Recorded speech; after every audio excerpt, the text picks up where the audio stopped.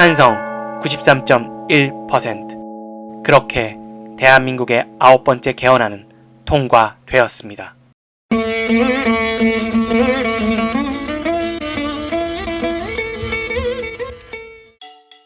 개헌, 헌법을 바꾸는 것을 말합니다. 1948년 7월 17일 대한민국 헌법이 처음 만들어졌고 현재까지 총 9차례 개헌이 이루어졌습니다. 그리고 그 개헌 중 국가의 지도체제의 변화를 준 5번을 기준으로 공화국을 구분합니다. 그래서 현재가 제6공화국이 되는 것이지요. 개헌에 대한 이야기만으로도 다룰 얘기가 많지만 오늘은 87년에 있었던 9차 개헌을 중심으로 말씀드리겠습니다. 87년 개헌 이전의 대한민국 정치제도는 지금과는 많이 달랐습니다. 대통령은 선거인단이 뽑는 간선제였고 임기는 7년이었죠. 또 국회 해산권 등을 가져서 권한이 막강했습니다.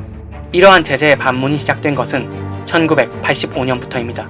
그해 치러진 12대 국회의원 선거에서 야당인 신한민주당은 독재 정권에 맞서 큰 선전을 하였습니다. 그리고 이를 기반으로 사회 각계각층에서 대통령 직선제 개헌을 요구하는 목소리가 터져나왔죠. 이런 범국민적인 직선제 개헌 요구에 못 이겨 결국 86년 7월 30일 국회 합의로 헌법 개정 특별위원회가 발족되었습니다. 그러나 여야의 입장 차이는 팽팽하였는데 여당인 민정당은 정권 연장을 위해 내각제 개헌을 주장한 반면 야당 신민당은 대통령 직선제 개헌을 주장하였기 때문입니다. 그렇게 논의는 지지부진했고 시간만 흘러갔죠. 그러던 87년 1월 14일 한 서울대학교 3학년 학생이 경찰에 연행되어 고문받다 사망하는 사건이 벌어집니다. 알고 계신 박종철 고문치사 사건이죠. 거기에 책상을 탁 치니까 억 하고 죽었다는 안기부 발표가 더해지자 국민들은 정권의 폭력성에 분노하였고 직선제 개헌을 요구하며 거리에 나섭니다. 이러한 압박의 위협을 느낀 전두환은 국민 요구를 무시하는 중대 발표를 합니다. 4.13 보완조치. 핵심은 개헌 논의를 중단하고 지금처럼 간선제로 후임 대통령을 뽑겠다는 내용이었습니다. 이 조치에 국민들은 크게 반발했고 직선제 개헌을 촉구하는 시위는 더 커지게 됩니다. 여기에 결정적으로 시위 도중 연세대생 이한열이 최루탄을 맞고 사경을 헤매자 국민들의 저항은 절정에 다다르게 됩니다. 이러한 요구에 결국 노태우 민주정의당 대표는 직선제 개헌을 수용하겠다는 6.29 선언을 발표합니다. 이후 공은 정치권으로 넘어왔지만 시간이 너무나 부족했죠. 개헌을 위해 논의할 사항은 산더미였지만 이미 대선은 12월로 정해져 있었기 때문입니다. 신속한 개헌 처리를 위해 그해 7월 여야는 8인의 정치회담을 결성하였습니다. 4명은 여당 의원으로 노태우, 전두환을 대변했고 4명은 야당 의원으로 각각 2명씩 김영삼과 김대중을 대변했죠.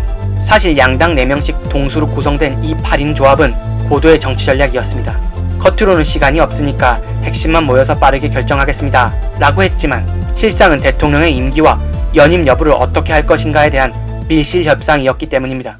국민들도 크게 신경 쓰지 않았습니다. 이미 6월 항쟁으로 직선제를 쟁취했다는 승리감이 가득 찬 상황이었고 제도 결정은 정치권에 맡겨도 된다는 인식이 강했기 때문입니다. 개헌을 어떻게 할지는 강론의 정치인들의 영역이라고 생각했죠. 직선제를 쟁취했으니 나머지는 헌법 기술자들이 알아서 하겠거니 했던 시절이었습니다. 그렇게 정치권은 논의를 시작합니다. 처음에 여당 측은 6년 단임, 야당 측은 4년 중임을 주장했습니다. 하지만 과거 중임 제도가 장기 집권의 발판이 되었던 아픈 과거가 있었기 때문에 단임제를 선택하게 됩니다. 그리고 대통령 임기를 결정하게 되는데 당시 문제는 대통령을 하고 싶고 또 될 것 같은 사람이 너무 많았다는 것입니다. 노태우, 김영삼, 김대중 어느 누구 하나 직선제를 치렀을 때 그 결과를 장담할 수 없었던 것이죠. 실제 그해 치러진 결과를 보면 각 후보는 약 37%, 28%, 27%를 득표하였죠. 결국 세 세력은 비슷한 생각을 하게 됩니다. 이번에 내가 안 되면 상대방이 될 수도 있단 말이야. 그렇게 되면 6년은 너무 길잖아. 6년 단임 시 각 후보는 자신이 제도 정치권에서 너무 멀어지게 될까 걱정했던 것입니다. 그렇지만 4년으로 하자니 무언가 아쉬움이 남았습니다. 왜냐하면 막상 대통령이 하기에 4년은 정말 턱없이 짧은 시간이었기 때문이죠. 그래서 결국 노태우와 양김은 5년 단임으로 합의를 봅니다. 그리고 그해 10월 29일 국민투표를 거쳐 확정됩니다. 이후 바뀐 헌법에 기초하여 약 2개월 뒤인 12월 16일 우리나라의 13대 대통령이 탄생하게 되죠. 아참 13대 대선 과정이 궁금하신 분들은 지난 영상을 참고해 주시기 바랍니다. 격동의 87년이 그렇게 지나가고 있었습니다. 그리고 맞이한 88년 국민들의 눈은 이제 지구촌 축제 서울올림픽으로 향했습니다.